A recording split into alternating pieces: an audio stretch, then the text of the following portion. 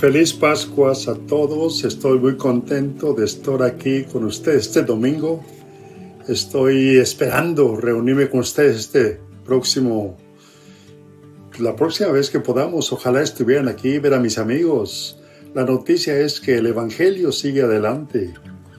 He estado contento de escuchar de cosas maravillosas.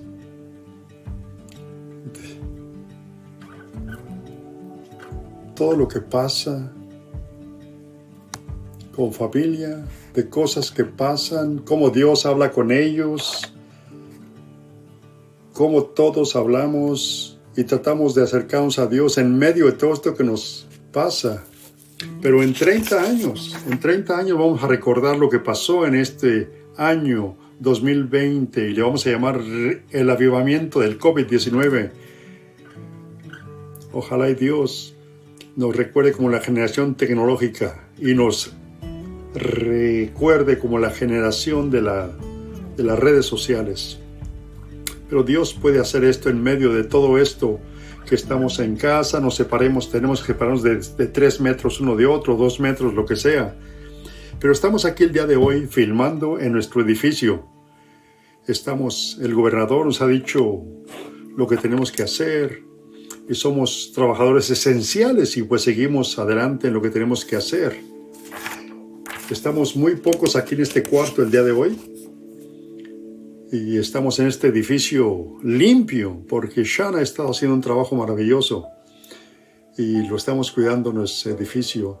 En esta Pascua estamos en nuestra segunda serie. De esta serie que le llamamos La Madeja, la Hebra. Y hablamos de la historia en el Antiguo Testamento. Y se acuerdan que el año pasado tuvimos la parte 1. Y desde el principio de la parte 1 vimos cómo todo se relacionó hasta ese momento, cuando Jesús vino. Y celebramos el nacimiento de Jesús desde el principio con el Adán, Eva, el jardín del Edén. Y ahora estamos aquí en el jardín, en el Nuevo Testamento, desde el jardín del Edén. Pero hablando hacia cómo Jesús entró a esta tierra.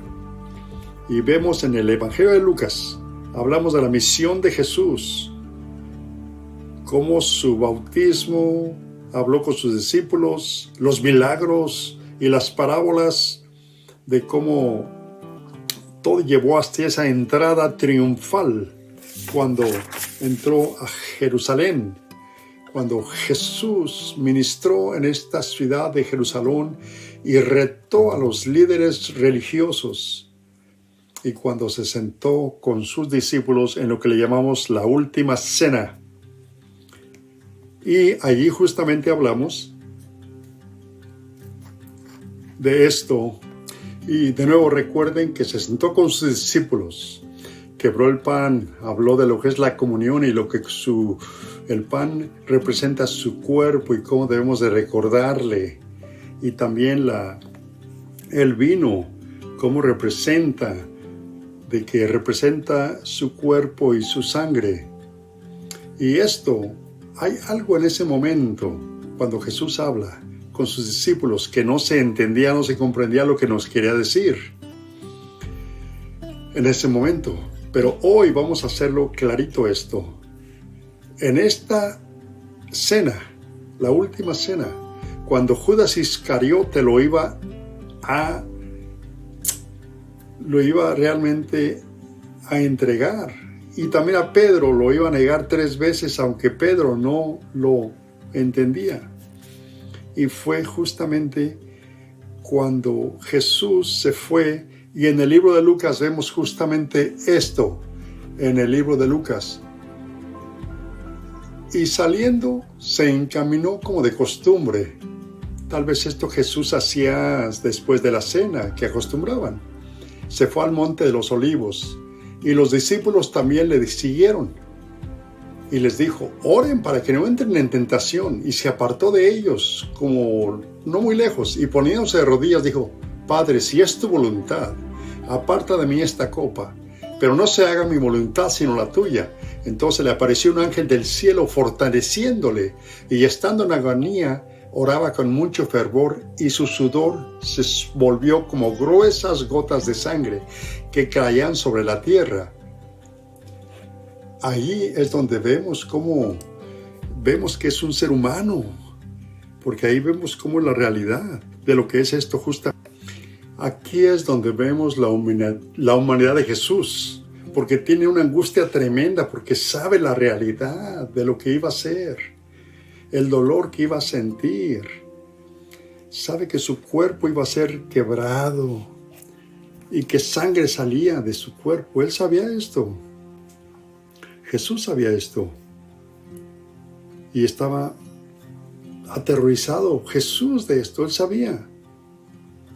Y le dice, Señor, si es tu voluntad, toma esta copa. No, en otras palabras dice, no dejes que esto pase. Pero él sabe que es la voluntad de Dios el Padre. Y es la única forma que puede restaurar a la humanidad. La única forma que puede tener la gracia para nosotros. Jesús vuelve a sus discípulos y están dormidos. Y no les pidió que estuvieran orando para que no durmieran, pero los encontró dormidos en ese momento y los regaña prácticamente. Pero los religiosos, junto con Iscariote, el Judas, recibió información de dónde estaba y él lo había vendido ya a Jesús por 30 monedas. Y ya Judas sabía dónde iba a estar Jesús, claro. ¿Y qué pasó? Que ahí lo entregó. Y el Evangelio cuenta cómo se cortó cuando lo entregaron. En el Evangelio dice que Jesús fue con este sirviente cuando le cortaron la oreja. Y le dice, en el libro de Mateo explica clarito esto. Le dice Jesús, ¿qué no sabes? Dice, ¿acaso piensas, dice, que no puedo ahora orar a mi Padre y que Él no me daría más de 12 legiones de ángeles? Pero ¿cómo entonces se cumplirían las Escrituras de que es necesario que así se haga? En otras palabras, Él no tenía que defenderse. Solo los guardias se lo llevaron con Caifás. Y ahí es cuando el Sanedrín lo querían matar a Jesús realmente. Porque Jesús no había hecho nada malo realmente, más que los había retado a los religiosos. Pero ellos querían los judíos querían que el Mesías viniera, pero no lo aceptaban. No tenían evidencia de acusar a Jesús,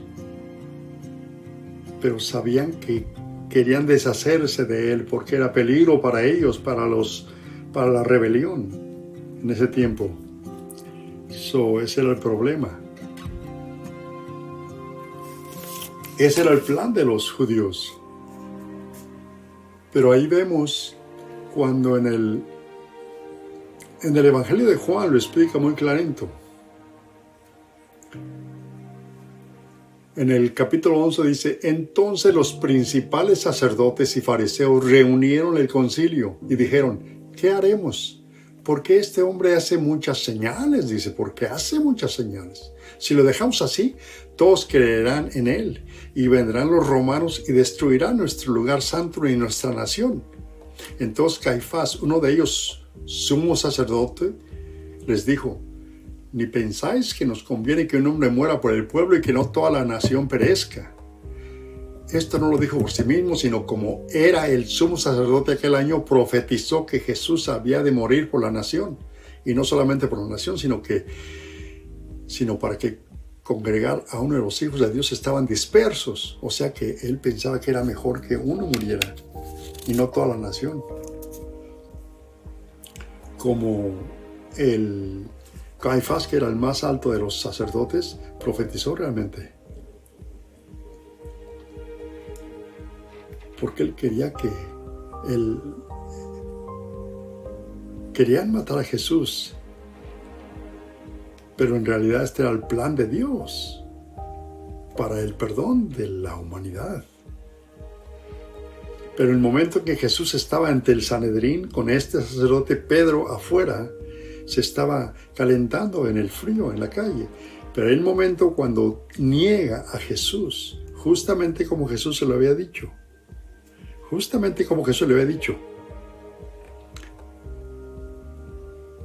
y le preguntaron, ¿no eres uno tú de los que seguías a Jesús? Y lo negó, no una vez, sino 3 veces, justamente y pues él tenía miedo, desde luego, porque si ya estaba preso el jefe, Cristo, pues ellos también.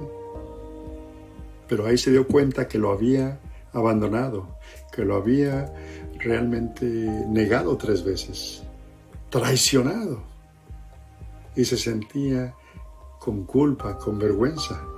Y adentro, donde se encontraba Jesús, en el Sanedrín, querían ver cómo ejecutar a Jesús. El gobierno romano estaba a cargo de la ley en ese tiempo. Y los judíos, los líderes judíos, querían que el romano, el gobernador, que el jefe era Poncio Pilato, querían buscar cargos para justificar la ejecución de Cristo. Y el libro de Lucas nos explica algo en esto, cuando en el libro de Lucas, cuando dicen que es un hombre rebelde y que tienen que hacer algo Pilatos para deshacerse de él. Pero Pilatos le pregunta a Jesús, ¿eres tú el rey? ¿Y qué le dice Jesús? Tú lo has dicho. Y Pilatos reconoce de que este hombre es inocente. Y Poncio Pilatos se dio cuenta de que no merecía morir y consultó con el rey Herodes, que fue el que lo había puesto como emperador ahí, pero no. Le dijo a los religiosos, en Lucas habla clarito cuando va y le dice, me han traído a este hombre, dice, me han traído a este hombre. Y yo, haciéndolo pregunta enfrente de usted, no ha dado a este hombre delito alguno que aquellos que lo acusan, y ni aun Herodes, porque se los mandé a él, y aquí nada digno de muerte ha hecho este hombre. Lo soltaré pues después de castigarle. Pero ellos estaban completos. En aquel tiempo era una costumbre de tener a un criminal y hacer cambio. Y este hombre era Barrabás. ¿Y qué es lo que pasó? El inocente, Jesús, se le dio en cambio del culpable Barrabás. Y fue la primera imagen de cómo el plan de Dios nos lleva a este momento cuando habló con los discípulos. Les estaba diciendo, no podemos dejar que esto nomás se haga una historia cada año. No. Tenemos que entender el punto. Es el punto de la comunión que recibimos juntos, que tenemos esto siempre. Tenemos que recordar que Jesús, y la razón por la que juntó a los discípulos en esta última cena, para que recordaran lo que le iba a pasar. Y Jesús fue llevado por los soldados de allí del Sanedrín, y en el Evangelio de Mateo nos marca clarito cómo lo azotaron y le hicieron mucho daño a su cuerpo. Le pusieron una túnica morada y le pusieron una corona de espinas y lo llevaron a ser crucificado. A ser crucificado. cargando su cruz. Este hombre, Simón de Cirene, fue el que le ayudó. Y la gente lo seguía. Las mujeres con las que él ministraba vieron lo que estaba pasando. Y en ese momento de angustia, Jesús, aún estando en dolor, las confortaba. Y tomó un momento en esa angustia y las alcanzó a esas mujeres para animarlas, para confortarlas. Ese es Jesús, ese es nuestro Jesús. Ese día Jesús fue crucificado en una cruz romana, la peor de las ejecuciones romanas. Otros dos criminales, merecían los otros dos criminales ese castigo, pero él no. Pero el Evangelio dice justamente, y la gente estaba viendo ahí, y en el libro de Lucas nos dice que decían, si se salvó a otros, dejen que se salve a sí mismo. Y le decían, si tú eres el rey de los judíos, sálvate a ti mismo. Y había una inscripción que decía, este es el rey de los judíos.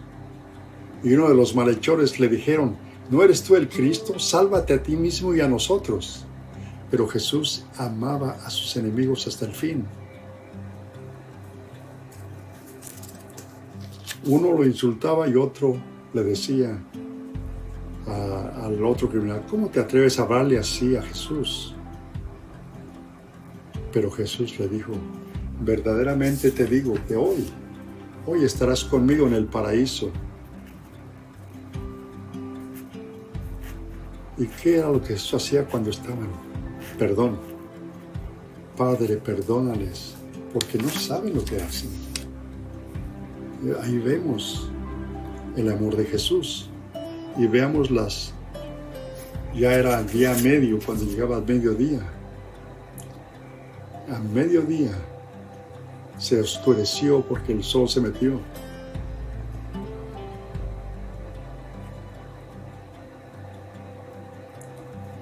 Y lo que pasó ahí,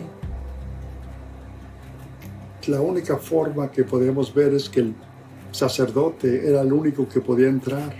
El momento que Jesús está muriendo,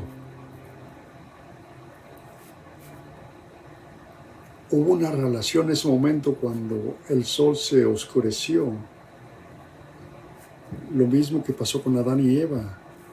Aquí tenemos que ser espirituales para entender esto. Y cuando Jesús dice, en tus manos encomiendo mi espíritu. Y esto último, dice el pastor, puedo sentir este sentimiento oscuro. Porque el centurión mismo dijo ahí, oh no, este momento es el momento en que este hombre no merecía la muerte. Y ahí justamente es donde entramos. En ese momento, cuando muere Jesús, ya da su último respiro en la cruz, es un momento de, fue el momento que era cuando se dan cuenta de quién era. Aún el centurión se dio cuenta, él era el hombre que decía que era, y ahora ya lo mataron, lo crucificaron. El momento en que todos pensaban que iban a celebrar por matarlo, a este rey rebelde, más bien, fue un momento de duelo para ellos, aún para ellos, porque estaba muerto. Porque se dieron cuenta que habían matado al rey, a un hombre justo. Y bajaron el cuerpo y terminó. El fin de este rey, el rey de los judíos, había terminado. Y esa noche y todo el sábado y el próximo día los discípulos estaban en desorden, no sabían qué hacer. ¿Qué pasó? ¿Ahora vienen por nosotros? Los discípulos se escondieron, estaban encerrados, esperando que todo fuera bien. Pero es interesante porque lo que Jesús les había dicho cuando estaba con ellos antes de que entraran a Jerusalén, les dice, llevó a los 12, vamos a ir a Jerusalén, les dijo. Y todo lo que se ha escrito por los profetas del Hijo del Hombre va a ser cierto. Será entregado a los gentiles, se burlarán de él, lo insultarán y lo escupirán. y lo azotarán, pero al tercer día resucitará. Y los discípulos no entendieron nada de esto. Esto está escrito en Lucas 18, 31 al 34. En ese tiempo no sabían lo que estaba hablando. Se les había dicho ya lo que iba a pasar. Jesús se los dijo clarito. En la tercera mañana, cuando el domingo amaneció, cuando las mujeres fueron a la tumba, cuando ya no vieron la tumba, cuando dos figuras angélicas dijeron, ¿por qué buscan al muerto entre los vivos? Él está con ustedes. El Hijo del Hombre debió ser enviado a manos de los pecadores y ser crucificado, pero al tercer día resucitó. Y dijeron, oh sí, Él dijo eso, yo recuerdo eso. Y corrieron a avisarle a los discípulos, que aún no lo creían. Pedro fue para ver por sí mismo si era cierto, fue a la tumba y Jesús se les presentó. Se les presentó a ellos mientras estaban hablando los discípulos, estaban encerrados, bajo llave, pero se les presentó en medio de ellos. ¿Y qué les dijo? Paz con ustedes. En este lugar estaban encerrados, se sorprendieron, les dio miedo, pensaron que era un fantasma. Dijo, ¿por qué se preocupan? ¿Por qué hay duda en su mente? Vean mis manos, vean mis pies, soy yo, tóquenme, vean mi carne. Un fantasma no tiene huesos ni carne como yo. Cuando dijo esto les mostró sus manos, sus pies, y no lo creían, pero estaban gozosos. Y les preguntó si tenían comida para demostrarles de que sí estaba vivo. Y le dieron un pez, se lo comió en su presencia. Y les dijo, eso es lo que les dije cuando estaba con ustedes. Todo debe ser, todo dice, debe cumplirse. Esto es lo que yo les decía, esto es la madeja, dice el pastor. Todo lo que se ha escrito desde el Mesías, de la venida del Mesías, se tuvo que cumplir. Desde el principio de Génesis, Éxodos, Deuteronomio, la ley de Moisés, los profetas, los salmos, tenía que cumplirse y Jesús es la madeja. Y les abrió la madeja, les abrió la mente, les dijo, esto es lo que yo decía cuando todavía estaba con ustedes, que era necesario que se cumpliera todo lo que está escrito sobre mí, para el arrepentimiento, para el perdón de los pecados de todas las naciones, comenzando en Jerusalén. Pero por eso yo los voy a enviar. Y estén aquí hasta que seáis investidos con el poder de lo alto, dice.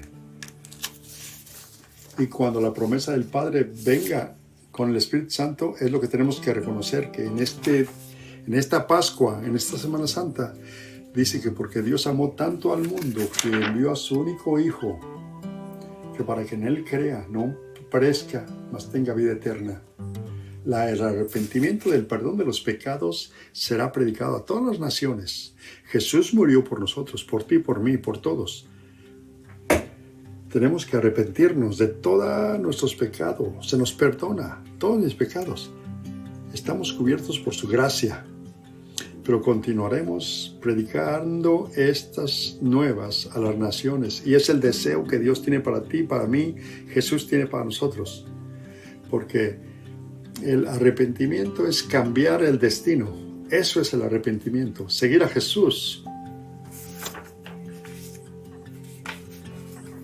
Fue tan real Jesús para sus discípulos en aquel momento como es real para ti, para mí el día de hoy. Donde quiera que nos estén viendo. Aún si no están aquí en Yakima, si no son parte de la Foursquare aquí de Yakima. Pero todos somos parte de la historia de Jesús. Y algunos de ustedes que nos están viendo, que no se han arrepentido, que no se han entregado su vida a Cristo para seguirle, que aún viven su vida a su modo, que no reconocen la realidad de quién es Jesús realmente o lo que ha hecho por nosotros, ¿saben lo que están perdiendo? Algo Y eso es Jesús. Esta es la buena noticia de la gracia de Dios, de Jesucristo por nosotros. Y todo lo que tenemos que hacer es creer en Él y hablarlo. Oremos juntos. Señor Jesús, te alabamos en estas Semanas Santas, Señor. Y hoy es el día de recordarte que tu cuerpo fue herido, golpeado, azotado, y tu muerte en la cruz, pero al mismo tiempo la resurrección para probar que realmente eres Dios y eres nuestro Salvador, que si creemos en ti, viviremos eternamente y seremos perdonados. Y celebramos eso el día de hoy, pero reconocemos, Señor, que hay gente que vive su vida a su modo, Señor, que no te siguen. Queremos, Señor, que tú los salves, que estés con ellos, que los llames a que se arrepientan, Señor, que los llames a que regresen su vida y caminen hacia ti. Si usted está viendo esta mañana en línea y no ha hecho esa decisión, hoy es el día de hacerlo. Ya sea que estén en la sala de su casa o en el carro, no sé dónde, pero si están escuchando este mensaje, pueden entregar y hacer esa decisión el día de hoy. Tomen esa decisión. Háblenla, reconózcanla, crean en su corazón que Jesús es su Salvador. Es todo lo que tienen que hacer para esta nueva dirección, para arrepentirse, para voltear su vida, para seguir a Cristo. Y si está viendo, queremos conectarnos con usted, conectar con la iglesia que está cerca de donde usted está o conectar con usted cerca. Si nos está viendo en línea, presione el botón para decir que está levantando su mano para conectarse, para recibir a Jesús. Queremos conectarnos con usted por Facebook. Avísenos, díganos cómo, en qué plataforma. Y le ayudamos en ese viaje. Conéctese con las iglesias cerca de donde están. No importa cómo. Dios quiere a todos nosotros, quiere a todos ustedes. Y queremos hacerlo como comunidad en línea, como estamos en este momento, o cuando nos juntemos en persona, vivamos la vida juntos como Dios quiere, porque esto es lo que hará el cambio, este mensaje de arrepentimiento para todas las naciones, si nosotros nos juntamos y estamos en esta misión juntos. Estamos contentos de que estén aquí este domingo, esta Pascuas. Qué bueno que estén con su familia, y si no, pues es difícil, porque normalmente están en este tipo de fiestas de Semana Santa con familia, pero oramos y oro y creo que Dios va a hacer cosas increíbles en medio de este caos, de estos virus. Les amo, los tengo en oración en estas Pascuas y esperemos verlos la próxima semana en línea y pronto en persona. Dios les bendiga. Hasta la próxima.